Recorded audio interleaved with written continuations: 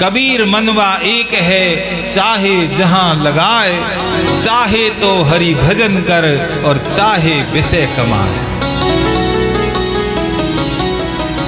Option है दोनों, कोई आपके लिए पाबंदी नहीं है, कंपलसरी नहीं है, सब ऑप्शनल विषय अध्यात्म के अंदर। आप चाहो तो ये कर लो, चाहो तो ये कर लो। आप चाहो तो सच बोलो, चाहो तो झूठ बोलो, चाहो तो चोरी करो, चाहो तो ईमानदार बनो, चाहो तो आप भक्त बनो, चाहो तो विषयी बन जाओ। कोई रोकने वाला नहीं है। भगवान भी क्यों रोकेगा साहब? भगवान को क्या गरज पड़ी जो हमको बुरे कामों से रोकेगा? और भगवान को क्या जरूरत पड़ी जो हमको अच्छे कामों में लगाएगा? भगवान तो कहते हैं कि सब मम प्रिय सब मम उपजाए, सब मेरे प्यारे हैं क्योंकि सबको मैंने बनाया है। तो डाकू भी भगवान के प्यारे हैं, तो पंडित भी भगवान के प्यारे हैं। भगवान को कोई राग द्वेष नहीं है किससे। न मे द्वेषोस्ति न प्रिय, न मेरा कोई द्वेषी है न मेरा कोई प्रिय है। ये भजन्ति तु माम भक्ता मयि ते तेषु चाप्यहम्। लेकिन जो मेरा भक्ति करता है मैं उसकी भक्ति करता हूँ, जो मेरे को याद करता है मैं उसको याद करता हूँ। ये भगवान का नियम है। ये यथा माम प्रपद्यन्ते तांस तथैव भजाम्यहम्। जो जैसे मेरा चिंतन करता है मैं भी उसको उसी भाव से बसता हूँ। कोई मेरे को पिता मानता है तो मैं उसको बेटे के भाव से उसका स्मरण करता हूँ। और जब एक बेटे के ऊपर कोई आपत्ति आती है तो पिता उसके लिए क्या नहीं करता है, ऐसे ही भक्त के लिए भगवान क्या नहीं करते हैं। प्रहलाद को देखो, ध्रुव को देख लो, मीरा को देखो, कर्मा को देखो, करमेती को देखो, सूर को देखो, तुलसी को देखो। कितने भगवान के भक्त हुए, क्या नहीं किया भगवान ने उनके लिए। भगवान तो औरत बन करके गए हैं एक भक्त के लिए।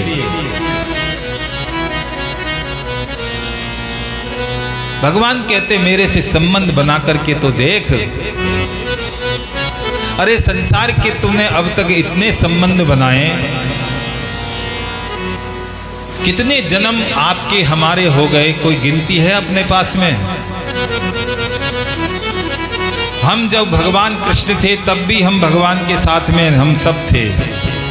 भगवान राम थे तब भी हम उनके साथ में थे, क्योंकि अगर हम उनके साथ नहीं होते तो आज हम यहाँ नहीं होते। ये प्रमाण है इस बात का कि हम भगवान के साथ रहे हुए हैं।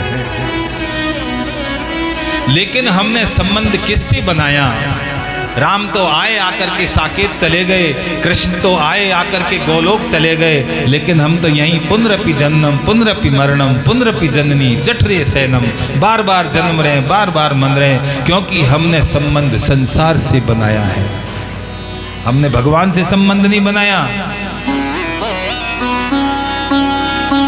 यहाँ भी कथा का संबंध, भगवान का संबंध बना करके कितने सुनने के लिए मैया भैया आए हैं ये मुझे पता नहीं है, लेकिन कई तो ऐसे भी आए कि भाई चालो, नहीं तो कमलेश जी नाराज हो जाएंगे, वो नरेश जी नाराज हो जाएंगे, आशीष जी नाराज हो जाएंगे, हमने इतना बड़ा कार्यक्रम करवाया, सुनने भी नहीं आ सकती। कोई कहता चलो देखें कैसी क्या व्यवस्था है, कोई व्यवस्था देखने आता है। कोई देखता है कैसी प्लेट में क्या क्या मिलेगा माल, जरा वो भी देख करके आते हैं। कोई पंडित को देखने आता है, जरा सैंपल देख के आते हैं, आज कल अच्छा लगेगा तो चलेंगे, नहीं तो आज देख करके आ जाते हैं। दुकान में कुछ अच्छा सामान होगा तो कल जाएंगे, नहीं तो क्या काम है। लेकिन ऐसे भी हैं जो भगवान के प्रेमी हैं और वो भी भगवान की कथा सुनने के लिए आए हैं। और मैं भगवान से प्रार्थना करता हूँ कि आप सब इन सब में नहीं हो, आप सिर्फ भगवान के प्रेम के कारण ही भगवान की कथा श्रवण करने आए हो।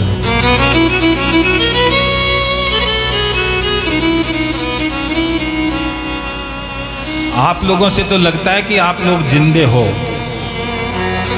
लेकिन इधर से नहीं लगता है कि ये जिंदे बैठे हैं। ये सब नैमिषारण्य के संत समाधि में चले जाते हैं। थोड़ा पता लगता रहे, जय जयकार हो जाए, ताली बज जाए। हाँ, कथा में आता है जय शब्द है, नमः शब्द है, शंख शब्द तथैव च, जय जयकार करो भगवान की कथा में, शंख बजाओ, मृदंग बजाओ, जय जयकार करो, तालियां बजाओ। जब कोई बात अच्छी लगे तो उसको प्रकट करना चाहिए। और हमको भी ये पता लगता रहे कि हाँ भाई, हम ही जिंदे नहीं हैं और सब भी जिंदे बैठे हैं।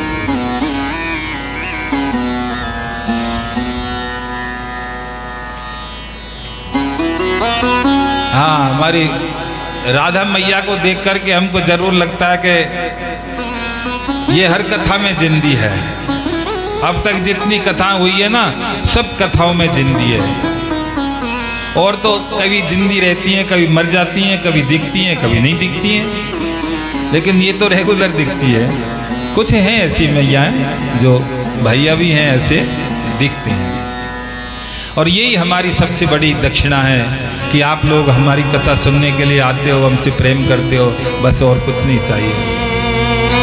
बस यही दक्षिणा, यही भिक्षा इस ब्राह्मण को देते रहो, जिसमें हमारा जीवन आनंद में हो जाएगा। जय हो। तो इस काल से, मृत्यु के, जन्म मरण के चक्र से बचने के लिए जो सर्व सिद्धांत निष्पन्न बात है, वो मैं आप लोगों को श्रवण करवाऊंगा।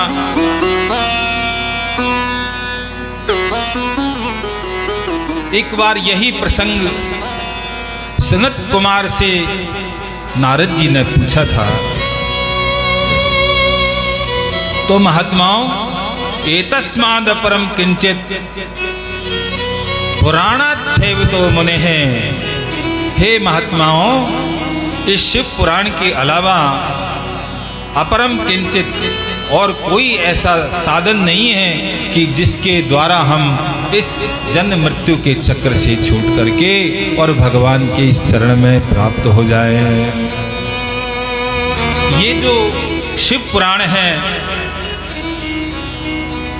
सर्वोत्तम, इसको शिव पुराणकार ने लिखा है परमम शास्त्रमुत्तमम और सेवनीयम च सर्वथा। इसका निरंतर सर्वथा इसका सेवन करना चाहिए।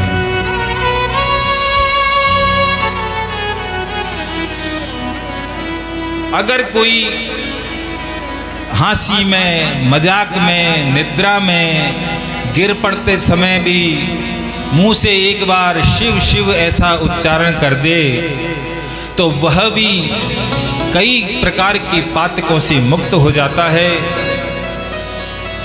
और वो शिव का स्वरूप हो जाता है। ऐसे शिव नाम की महिमा का प्रतिपादन किया है शिव पुराण के अंदर।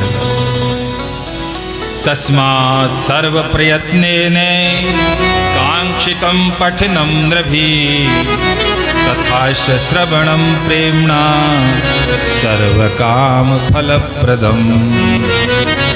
इसलिए शिव पुराण का पठन भी करना चाहिए, श्रवण भी करना चाहिए, इसका गान भी करना चाहिए। ये तीनों का ही कल्याण करता है। जो सुनाने वाला है उसका कल्याण करता है, और जो सुनने वाला है उसका कल्याण करता है, और जो पाठ करने वाला उसका कल्याण करता है, और जो इसका आयोजन कराने वाला है उसका तो कल्याण करता ही करता है, क्योंकि इन तीनों का कल्याण भी उसी के माध्यम से होता है।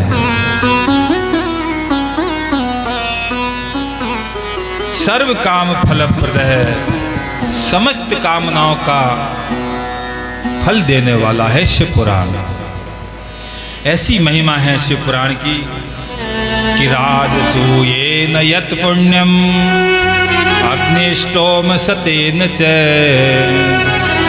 तत् पुण्यम लभते शंभो कथा श्रवण मात्रतः। राजसूय यज्ञ करने से जो फल प्राप्त होता है, शिव पुराण को सुनने से वही फल की प्राप्ति हो जाती है। अग्निष्टोम नाम का यज्ञ करने से जो फल प्राप्त होता है, शिव पुराण को श्रवण करने से वही फल की प्राप्ति हो जाती है। राजसूय यज्ञ कौन करते थे? राजा, जो राजा राजसूय यज्ञ करता था तो वही इस पृथ्वी के ऊपर राजा होता था, उसके अलावा और कोई राजा नहीं होता था। जो चक्रवर्ती सम्राट जो कहलाते हैं वो राजसूय यज्ञ करते थे। जब सब राजा पृथ्वी के जो जीत लेता है उसके बाद उसको अधिकार मिलता है, तब वो राजसूय यज्ञ कर सकता है। हर कोई राजा राजसूय यज्ञ नहीं कर सकता। तो पूरी पृथ्वी के राजाओं को जीतने का जो फल प्राप्त होता है वही फल श्री शिव महापुराण की कथा श्रवण करने से प्राप्त हो जाता है।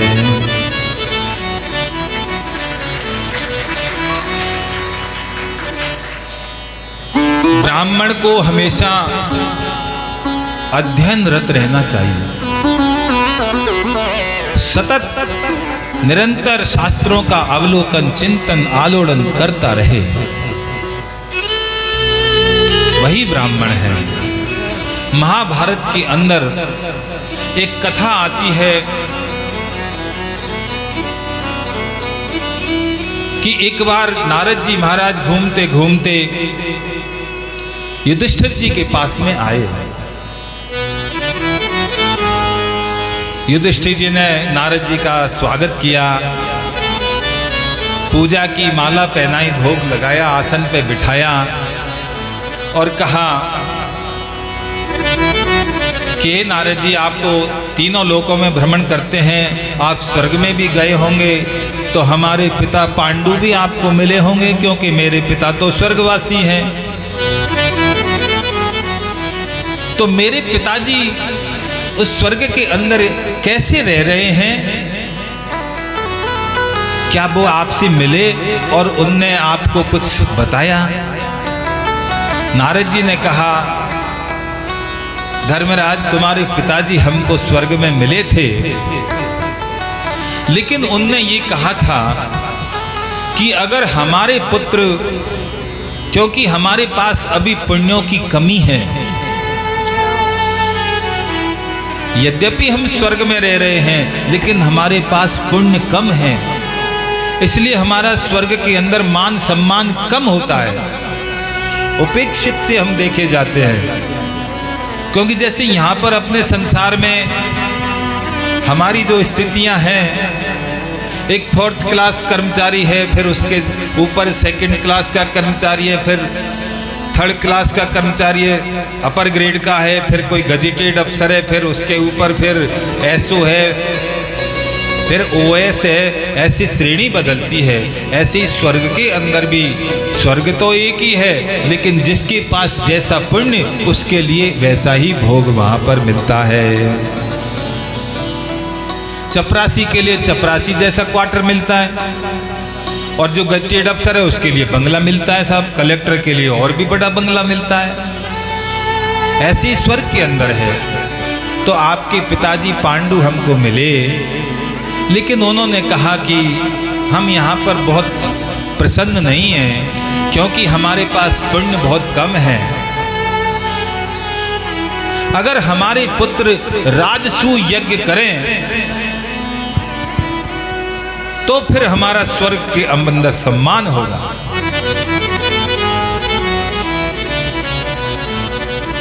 युधिष्ठिर जी ने कहा, महाराज कोई राजसूय यज्ञ नहीं कर सके तो तत्पुण्यम लभते शंभो कथा श्रवण मात्रतः। अगर कोई राजसूय यज्ञ नहीं कर सके तो वो शिव पुराण की कथा को सुन भर ले तो उससे ही उसको राजसूय यज्ञ का फल प्राप्त होता है। इसलिए युधिष्ठिर जी आप राजसूय यज्ञ करो। तब नारद जी के कहने से युधिष्ठिर जी महाराज ने राजसूय यज्ञ किया, और उस राजसूय यज्ञ के बाद में उनके पिता को बहुत सम्मान स्वर्ग के अंदर प्राप्त हुआ। इसलिए शिव पुराण की कथा को सा गायन्ति चैन मनोरक्त धियो श्रुकंठ्यो मुक्त कंठ से इसकी प्रशंसा की है श्री सूत जी महाराज ने। और महाराज जो शिव पुराण की कथा का श्रवण करता है या इसका आयोजन करवाता है उसको ही भाग्यशाली कहा है। महाभाग्यवतो मुने, महान भाग्यशाली कौन है कि जो श्री शिव महापुराण की कथा का श्रवण करता है और करवाता है, वही महाभाग्यशाली है। हम भाग्यशाली किसको मानते हैं? जिसके घर के अंदर बढ़िया बंगला हो, बढ़िया महंगी गाड़ी हो, बेटा बढ़िया नौकरी पे इंजीनियर डॉक्टर हो, पत्नी आज्ञाकारी हो, बींदनी भी ठीक ठाक रोटी खिलाने वाली आ जाए, पड़ोसियों में मान सम्मान, रिश्तेदारों में भी नाम प्रतिष्ठा हो, उसी को भाग्यशाली मानते हैं ना अपन को। अरे साहब बड़े भाग्यशाली है साहब ये तो सेठ जी तो। लेकिन ये भाग्य नहीं है।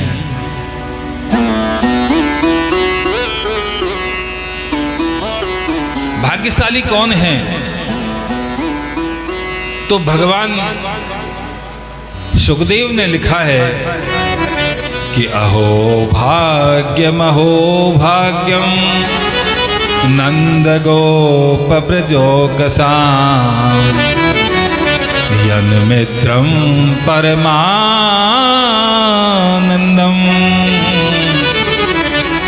आहा, अहो भाग्यम अहो भाग्यम। अरे उस नंद गोप के ब्रज में रहने वाले वनवासी, उन ब्रजवासी, वो अहो भाग्य है, अहो भाग्य है। क्यों है अहो भाग्य? उनके पास में 9 लाख गैया हैं इसलिए, उनके खूब दूध दही की नदियां बहती हैं इसलिए, यशोदा मैया खूब हट्टा कट्टा अच्छी हैंडसम है इसलिए? बोले नहीं, यन मित्रम परमानंदम पूर्णम ब्रह्म सनातनम। अरे जो सनातन ब्रह्म है, पूर्ण ब्रह्म परमात्मा है, वो उन ब्रजवासियों का मित्र है। तो जिसकी भगवान से मित्रता होती है ना भाई, वो भाग्यशाली कहा जाता है। संसार के अंदर हमको कितना भी वैभव मिल जाए, या तो वो वैभव हमारे देखते देखते नष्ट हो जाता है, और अगर वो नष्ट नहीं होता है तो एक दिन हम उसको छोड़ करके चले जाते हैं।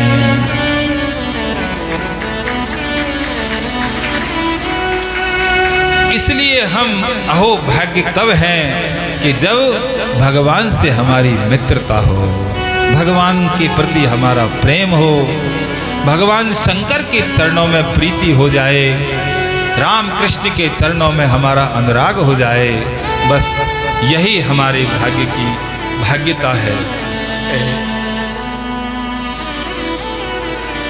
अरे गोपियों को देखो महाराज, गोपियों कौन सी पढ़ी लिखी थी, कौन सी उन्होंने वेद पुराण पढ़े, कौन सी वो गुरुकुलों में पढ़ने के लिए गई, लेकिन बच्चों को भी जब वो पलनों में झुलाती हैं तो जब बच्चा रोता है तो गोपी कहती है कि बेटा रोता क्यों है?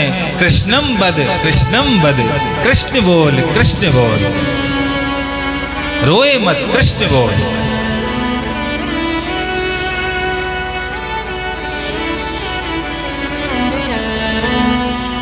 और निरंतर उनकी हर क्रियाओं के अंदर भगवान के साथ में उनका चिंतन बना रहता है। या दोहने बहनने मथनो पले पे प्रेम खेंकणे नारदो। क्या भाव सुखदेव जी महाराज ने बताए हैं। गायों की दूध निकालती हैं तो भी कृष्ण का चिंतन, घर को लीपती हैं तो भी घर का भगवान का चिंतन, और लेपा लेपी चेहरे पर भी करती हैं। आप लेपा लेपी करती हो ना, कहीं शादी में जाना है, पार्टी में जाना है, गोपियां तो घरों को लीपती हैं, आप तो अपने चेहरों को भी लीपती हो।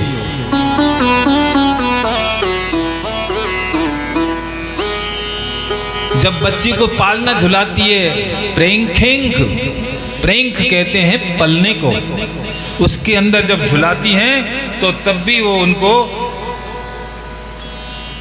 भी वो भगवान की जो है स्मृति दिलाती हैं कि पुत्र कृष्णम बदे, बेटा कृष्ण बोलो, कृष्ण बोलो।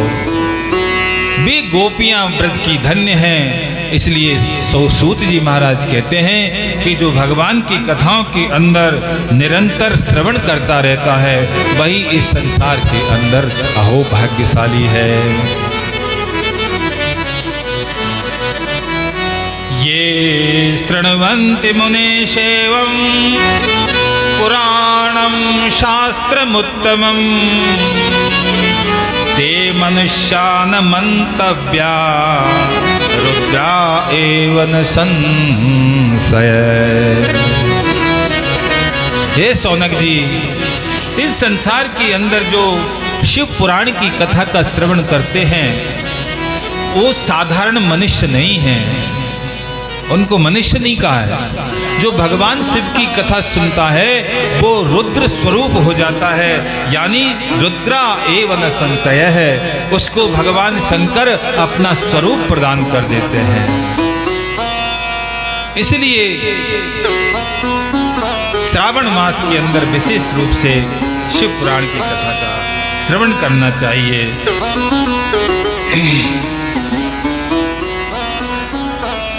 अब मन जिसमें होगा उसकी कथा सुनेंगे, जिसके प्रति हमारा प्रेम होगा उसकी हमको याद आएगी, उसी की याद आती है ना। जिसमें हमारा मन होता है उसी की याद आती है। बाजार में जाते हो, ठेले के ऊपर पीले पीले बढ़िया दशहरी आम चमकते हुए दिखाई देते हैं 150 रुपए किलो के, तो उनको देख करके ईमानदारी से कहना भगवान की याद आती है या पोते की याद आती है? जय हो। पोते की याद आती है ना। छोटा बेटा है तो उसके लिए ले जाऊं, लेकिन घर में संस्कार हैं, सेवा पूजा है, तो फिर कहती है ला वो भी देख रहा है, थोड़ा सा उसके भी भोग लगा दे, फिर बच्चों को देना है। लेकिन याद किसकी आई? पोते की। याद किसकी आई? बेटे की। भगवान की याद आती है कि भगवान के लिए अच्छे फल लेकर के जाऊं। हम देखते हैं कई बार आरतियों में ऐसे ऐसे नोट आते हैं मेरी मैयाओ, जो मुझे बताने में बहुत प्रसन्नता होती है कि जो चार जगह से टुकड़े, 4 टुकड़े, उन पे भी टेप लगा हुआ और बीच में से जले हुए ऐसे नोट आरतियों में आते हैं, क्योंकि सब जानते हैं कि भाई पंडितों के यहाँ सब चलता है, कूड़ा कचरा जो भी है वो सब दे दो आरती में। लेकिन दुकानदार से चेंज लेंगे, वापस पैसा लेंगे तो कहेंगे नया नोट दे, पुराना नहीं चलता है। वहाँ ऐसा नोट मांगेंगे। तो हमारा प्रेम कहाँ है? जिसके प्रति हमारा प्रेम है उसी की हमको याद आती है। मैया सक्त मना पार्थ है, योगम युंजन मदाश्रय। इसलिए भगवान का आश्रय रखोगे तो भगवान की याद आएगी, संसार का आश्रय रखोगे तो संसार की याद आएगी। ये जो या दोहने बहनने मथनोपलेपे, ये जो श्लोक है शास्त्री जी, ये जो श्लोक है 10वें स्कंद के अंदर, इसकी जब रचना हुई तो व्यास जी महाराज ने इसका अनुवाद नहीं किया, अर्थ नहीं किया इसका, क्योंकि किसी भी ग्रंथ को रचने वाला उसकी व्याख्या नहीं कर सकता, कर ही नहीं सकता वो उसकी व्याख्या। एक बार वल्लभाचार्य जी आए तो वल्लभाचार्य जी से निवेदन किया वृंदावन के भक्तों ने कि महाराज आप इसके ऊपर कुछ प्रकाश डालो, इसकी व्याख्या करो, क्योंकि जो रचना करता है उसको उसकी रचना इतनी प्यारी लगती है कि वो कुछ बोल नहीं सकता उसके बारे में। गोस्वामी जी ने, तुलसीदास जी ने बड़ी सुंदर बात लिखी है अपनी कविता के ऊपर कि निज कबित के ही लागन नीका, निज कबित कही लागन नीका, निज कबित के ही लागन नीका, निज कबित के लागन नीका, निज कबित के ही लागन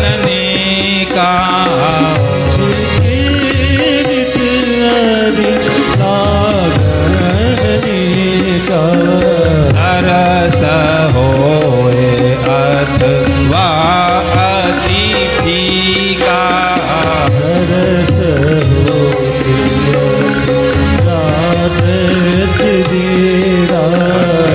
अति फीका। निज कवित्व के ही लागन नीका, अपनी रचना किसको प्यारी नहीं लगती है। इसलिए अच्छा, आप भोजन बनाती हो और आपके भोजन को कोई करने वाला भोजन कर रहा हो और बिल्कुल मौन धारण करके भोजन करे, तो कई बार तो माताएं जब देखती हैं कि ये तो कुछ खे नहीं रहे महाराज, तो सटासट झीमते ही जा रहे हैं, तो महाराज नमक अमक तो ठीक है ना। तब महाराज को याद आती है, अच्छा इन्होंने रसोई बनाई है, तो भाई जो रसोई बनाए ना उसकी प्रशंसा करनी चाहिए। किसी की भी रचना हो तो उसकी प्रशंसा करनी चाहिए, उसकी प्रशंसा होनी चाहिए। निज कवित्व के लागन नीका। अच्छा, सबसे तेज आवाज किसकी होती है? सबसे तेज आवाज किसकी होती है बताओ तो? घंटी की आवाज होती है। घंटी की आवाज थोड़ी दूर तक रहती है। फिर बोले साहब मोबाइल की आवाज सबसे तेज होती है, या बटन दबाया और अमेरिका में जाकर के बोल जाती है, लेकिन बीच में कोई नहीं सुनता उसको। तो देखो सबसे ज्यादा तेज आवाज होती है तवे की। तवा होता ना रोटी बनाने का तवा, तवे की आवाज सबसे ज्यादा होती है। आज हमको रेखा ने बहुत बढ़िया भोजन करवाया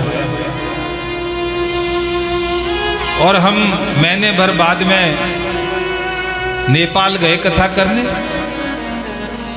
तो वो तवे की आवाज मां तक पहुंचेगी कि भाई माँ हम श्री माधोपुर गए थे तो उस बिटिया ने बहुत बढ़िया हमको भोजन करवाया था। और आवाजें थोड़ी दूर जाकर की बंद हो जाएंगी, लेकिन तवे की आवाज बहुत दूर तक जाएगी। इसलिए जिसका खाओ ना उसकी बढ़ाई करनी चाहिए, बढ़ाई किया करो। बेननी भोजन बनाए तो उसकी बढ़ाई करो। ऐसा नहीं कि कहीं लखन को नहीं, मैं तो किसा कराना की आगे, या रोटी बाढ़ दी, या सब्जी में नमक कौन गिरो, ऐसा नहीं करना। नमक नहीं है तब भी ये कहो कि अरे बेटी आज तो बहुत टेस्टी भोजन बना है, और दिन तो खारा खारा लगता था, आज तो सब्जी में भी मिठास है, ऐसा कहो। तब वो समझ जाएगी कि लगता है आज पापा जी की सब्जी में नमक नहीं गिरा है, नमक गिरना भूल गई। आज तरीका होता है गृहस्थी को चलाने का, संसार के अंदर रहने का तरीका है।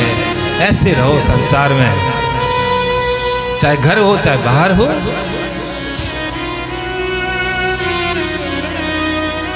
तो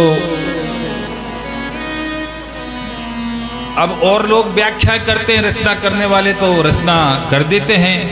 एक जगह एक रामायणी पंडित जी थे, जब वो राम कथा कर रहे थे। अब वो राम कथा में हम पहुंच गए महाराज।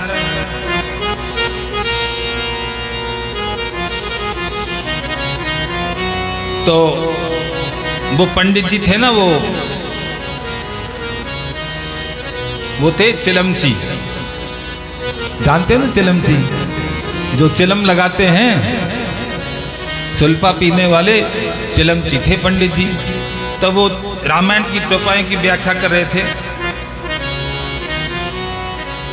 कि जय शिव शंकर कांटा लगे इन कंकर, और दम लगाया उन्होंने। किसी ने पूछा महाराज कहाँ लिखा है ये दम लिखना? आप तो पंडित हो, कथा करने वाले हो, और आप चिलम लगाते हो? बोले नहीं, रामायण में लिखा है। अब देखो अर्थ करने वाले अर्थ करते हैं, रामायण में लिखा है। बोले कहाँ लिखा है? बोले अरण्य कांड के अंदर लिखा है। क्या लिखा है? बोले सबरी को उपदेश कर रहे हैं भगवान। तो भगवान क्या कहते हैं सबरी से कि छठ दम शील बेरत बहु कर्मा, छठ दम शील विरद बहु करना, छठ दम शील विरत बहु कर्मा, छठ दम शील विरद बहु करना।